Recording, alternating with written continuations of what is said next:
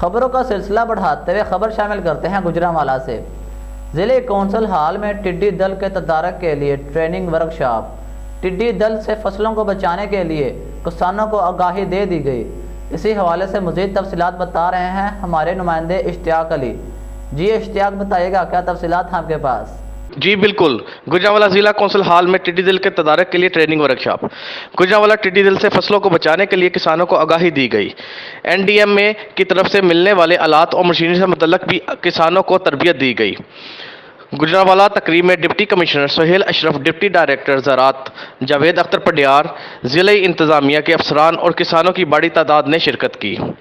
Commissioner Sohail اشرف کے مطابق ٹڈی دل کے بروقت ادراک سے فصلوں کو محفوظ رکھا جا سکتا ہے۔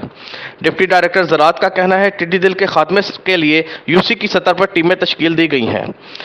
ٹڈی دل کے اطلاع پر اس کا فوری سدباب کیا جائے گا۔ ڈپٹی ڈائریکٹر زراعت جاوید اختر پڈیار۔ جی بہت شکریہ اشتیاق، ہمیں تفصیلات سے آگاہ کرنے کے لیے۔